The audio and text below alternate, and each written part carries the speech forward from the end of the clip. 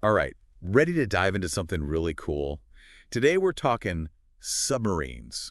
Always a fun one. I mean, these things are basically underwater spaceships, right? It all comes down to this thing called buoyancy. Buoyancy, huh? Sounds kind of technical. Well, it is, but it's also super interesting. It's all about how things float or sink.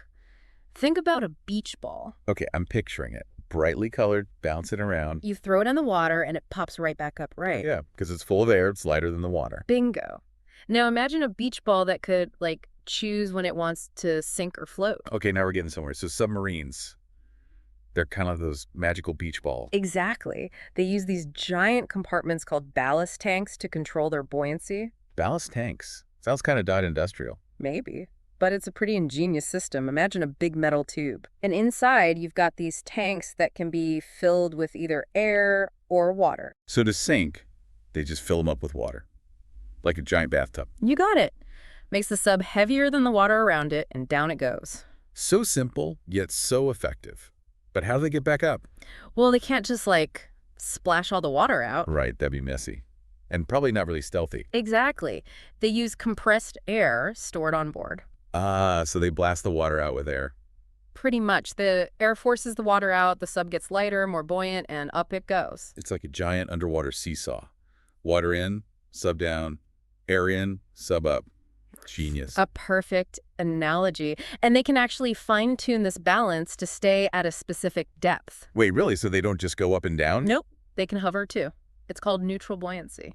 Neutral buoyancy. Sounds peaceful. So they're just hanging out, chilling in the water. Well, not exactly chilling. It's actually super important for, stealth missions. Makes sense. You wouldn't want to be bobbing up and down if you're trying to be sneaky. Exactly. Neutral buoyancy lets them stay perfectly still at a certain depth. So it's not just about sinking and rising, it's about strategic positioning too. Clever stuff. But wait, if they're constantly using air to go up, don't they run out eventually? They actually have these huge pressurized tanks on board. So they're like giant scuba tanks for the whole submarine. Sort of. They hold enough compressed air for multiple ascents and descents. So no danger of them, running out of breath at the bottom of the ocean. Not quite. Plus, modern subs are super efficient with their air usage. They have these amazing life support systems. So they're like self-sustaining little worlds down there. In a way, yeah. They can actually scrub carbon dioxide from the air and generate fresh oxygen. Wow, so it's like a mini rainforest inside a metal tube. Pretty much. Yeah. And they can even make drinking water from seawater. How do they do that? It's called desalination. They basically remove the salt and impurities, making it safe to drink. That is so cool. They really have thought of everything. They kind of have to. Being underwater for months at a time requires some serious ingenuity. Okay, that makes sense for the air and water situation. But what about the pressure? Doesn't it get super intense down there? Absolutely. It's a huge challenge. But subs are designed with these incredibly strong hulls, often made of steel or titanium alloys. So they're like underwater tanks built to withstand all that crushing force. Exactly. The hulls are engineered to distribute the pressure evenly, so there are no weak points. I'm glad they figured that out. I wouldn't want to be in a sub that crumpled like a soda can. Yeah, that wouldn't be good. But pressure isn't the only thing they have to deal with. There are also currents, varying temperatures, and even the salinity of the water. Wait, the saltiness matters too. I thought that was just a beach thing. It definitely affects submarines. Even small changes in salinity can impact the density of the water, which affects their buoyancy. So are they constantly adjusting the ballast tanks to compensate? They are. It's a delicate balancing act. And that's where those advanced computer systems we talked about come in. So they're like submarine brains, constantly calculating and adjusting to keep things stable. Precisely. They help the crew navigate safely and accurately, no matter the conditions. Wow, it's all so much more complex than I ever imagined. It really is. And the deeper they go, the more challenging it gets. Speaking of going deep, what about those submersibles that explore shipwrecks and stuff? Do they use the same principles? They do, but they're often designed for even greater depths and have more specialized systems. So they're like the extreme divers of the submarine world.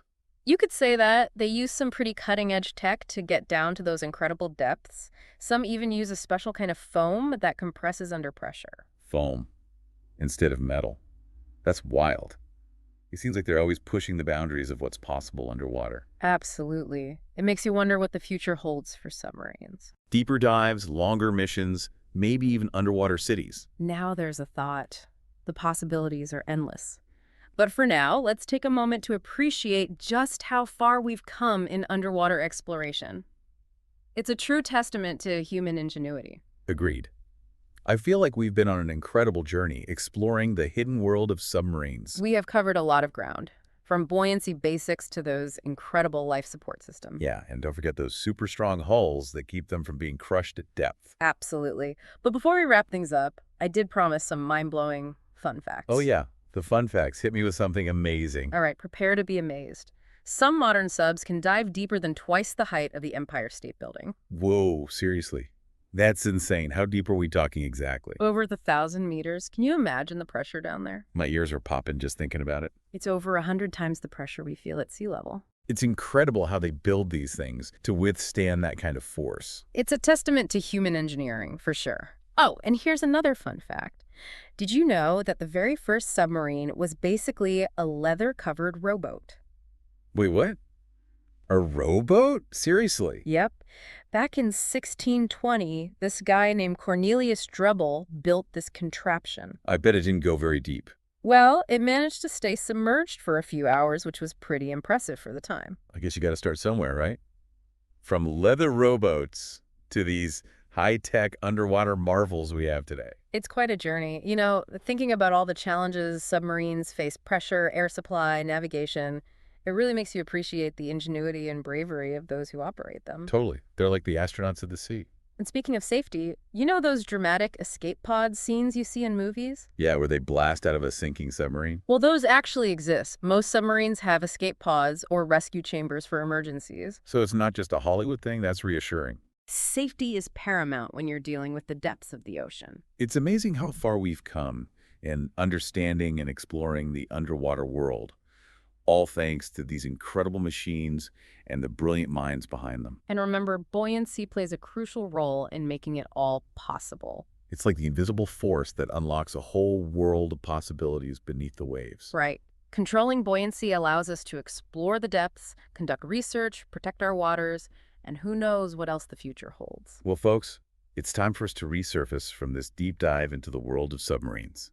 We hope you enjoyed the journey. And we hope you learned something new and maybe even feel inspired to explore the wonders of the underwater world yourself. So until next time, keep those minds curious and never stop exploring.